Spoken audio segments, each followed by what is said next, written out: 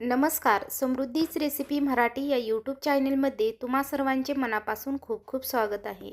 तर आज आपण पाहणार आहोत अतिशय साध्या सोप्या पद्धतीने चवीला अप्रतिम असे लागणारी नारळाची वडी.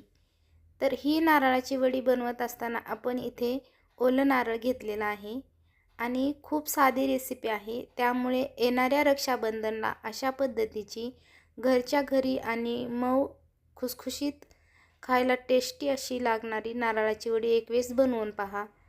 तर खूप साधी सोपी रेसिपी आहे.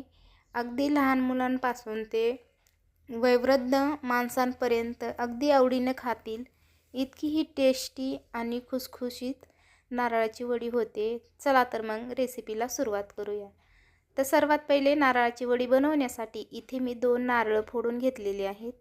आता आपल्याला जो मागचा नारळाचा वरवंटीचा भाग आहे ते काढून टाकायचा आहे. तर ते कसा काढायचा, तर सर्वात पहिले गॅसवरती अशा पद्धतीने जाळी ठेवून घ्यायची आहे. त्यानंतर जाळीवरती नारळ ठेवायचे आहेत. नारळ छान असं गरम झालं की ते मागचा भाग आहे तो अलगद असा काढता येतो अशा पद्धतीने. आता हे सर्व स्वच्छ धुवून घ्यायचे. त्यानंतर आपल्याला जी नारळाची मागची पाटी आहे ती काळपट असेल ती काढून घ्यायची आहे. नाही काढलं तरी काही हरकत नाही, पण आपल्याला नारळाची वडी ही पांढरी शुभ्र बनवायची आहे. त्यामुळे इथे मी पूर्णपणे काढून घेतलेली आहेत. तर अशा पद्धतीने पूर्ण नारळाची मी मागचा काळपट भाग काढून घेतलेला आहे. आता आपण इथे त्याचे पातळ असे काप करून घेणार आहेत. आता चाकूच्या साहाय्याने एकदम पातळ त्याचा काप करून घ्यायचे आहेत, जेणेकरून आपल्याला मिक्सरच्या भांड्यामध्ये टाकून एकदम बारीक असं काढता येईल. तर अशा पद्धतीने मी सर्व नारळाचे पातळ तुकडे केल्यामुळे एकदम पटकन असं बारीक होतं. त्यासाठी आपण पातळ असे तुकडे करून घेतलेले आहेत. आता इथे मी सर्व पातळ तुकडे करून घेतलेले आहेत. मिक्सरचं भांडं घेतलेलं आहे. आता मिक्सरच्या भांड्यामध्ये 2 टप्प्यामध्ये आपल्याला हे तुकडे टाकून एकदम बारीक असा त्याचा चव करून घ्यायचा आहे. तर पाहू शकता मस्तपैकी आपण आता मिक्सरला फिरवून घेऊया. तर अशा पद्धतीने आता मस्तपैकी मिक्सरला मी बारीक असं फिरवून घेतलेलं आहे. आता इथे आपण साहित्य पाहूया नारळाची वडी बनवण्यासाठी. तर इथे 2 वाट्या मी नारळाचं चव घेतलेलं आहे. त्याच वाटीने 1 वाटी साखर घेतलेली आहे. त्याच वाटीने अर्धी वाटी मलाईचं दूध घेतलेलं आहे. 1 चमचा तूप आणि 3 ते 4 चमचे मी मिल्क पावडर घेतलेलं आहे आणि 4 इलायचीचे बोंडे घेतलेले आहेत. आता इलायची मी साखर टाकून थोडंसं बारीक करून घेणार आहे.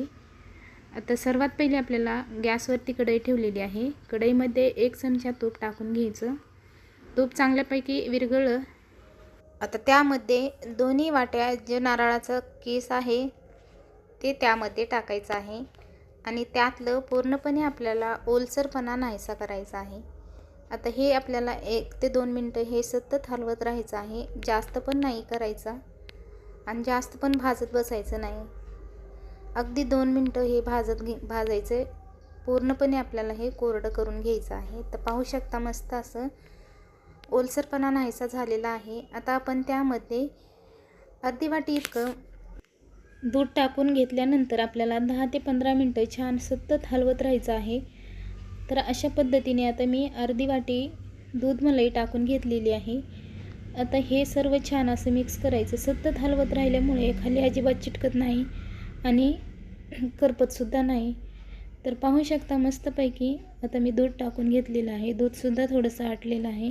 आता त्यामध्ये मी 3 चमचे इतके मिल्क पावडर टाकलेलं आहे. मिल्क पावडर टाकल्यामुळे वडीला खूप छान अशी बाइंडिंग येते. एकदम छान असं आणि वड्यासुद्धा खूप छान अशा तयार होतात. वडी खूप सॉफ्ट होते. अगदी ओठाने खाता येईल इतकी सॉफ्ट होते. आता आपण मस्तपैकी हे आपण छान असं मिक्स करून घेतलेलं आहे. आता त्यामध्ये आपल्याला साखर. तर पाहू शकता मस्त असं आपल्या नारळाचं चव जे आहे ते एकदम पांढरा शुभ्र झालेला आहे. आता त्यामध्ये 1 वाटी साखर टाकून घेतलेली आहे. साखरेचं प्रमाण तुम्ही तुमच्या आवडीप्रमाणे करू शकता. आता इथे मी 1 वाटी साखर टाकलेली आहे. 2 वाटी जे नारळाचं चव आहे त्यामध्ये 1 वाटी साखर एकदम परफेक्ट असं आहे. जास्त गोड पण नाही आणि जास्त फिक्कट पण नाही होत आणि वडीसुद्धा खूप सॉफ्ट अशी होते, अगदी ओठाने खाता येईल इतकी. आता इथे मी जी इलायची आहे ती मी थोडीशी साखरेमध्ये बारीक करून घेतलेली आहे. एकदम बारीक अशी साखर टाकल्यात इलायची बारीक होते.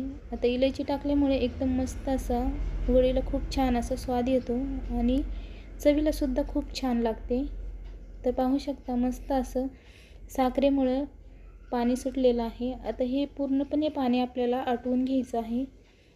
तर पाहू शकता एकदम मस्त असं आपलं हे वडीचं सारण तयार झालेलं आहे.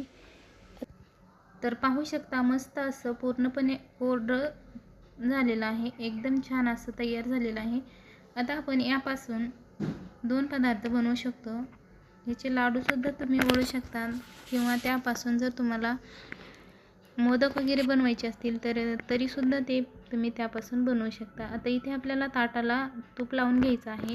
तूप लावल्यामुळे वडी जी आहे ती चिटकत नाही, त्यासाठी आपल्याला तूप लावून घ्यायचं आहे. आता तूप लावल्यानंतर जो तयार केलेलं जे सारण आहे त्यामध्ये आपल्याला टाकायचं आहे.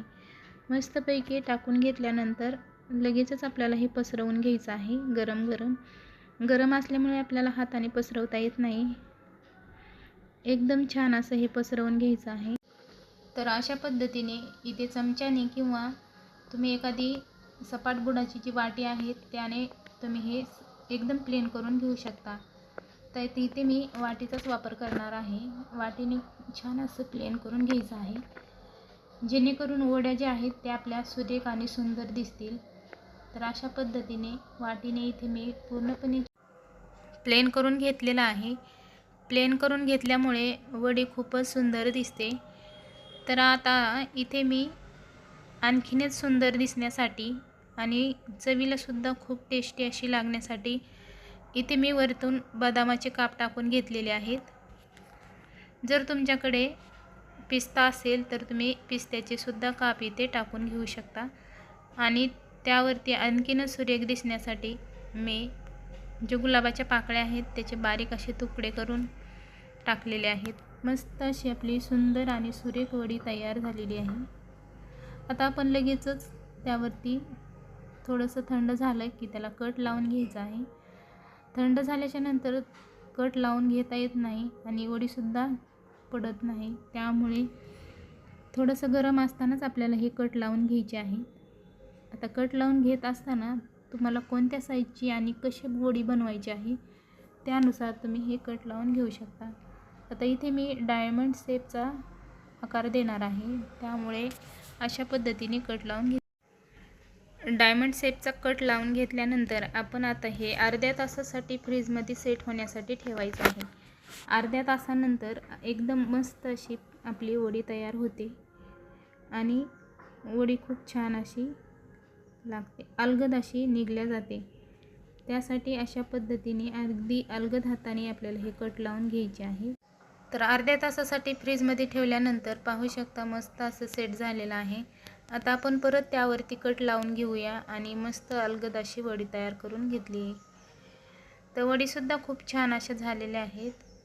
मग ही रेसिपी तुम्हाला कशी वाटते नक्की कमेंटमध्ये सांगा. रेसिपी आवडली असेल तर व्हिडिओला लाईक आणि चॅनेलला सबस्क्राईब करायला मात्र अजिबात विसरू नका. पूर्ण व्हिडिओ पाहिल्याबद्दल धन्यवाद. पुन्हा भेटूया अशाच एका नवनवीन रेसिपीमध्ये.